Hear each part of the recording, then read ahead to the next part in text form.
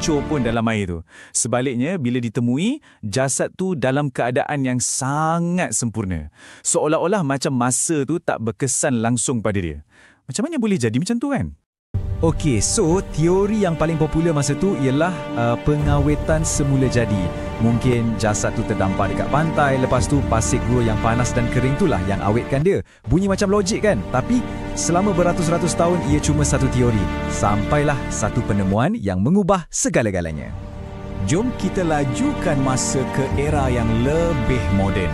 Di sinilah bukti fizikal yang pertama akhirnya muncul dari timbunan pasir Mesir. Cuba anda tengok jurang masa ni. Gila kan? Dari satu peristiwa zaman purba, sampailah ke penemuan mumia pada tahun 1898 dan lepas tu, hampir 100 tahun kemudian barulah analisis saintifik dibuat. Kisah ni ambil masa beribu-ribu tahun untuk terbongkar. Pada tahun 1898, seorang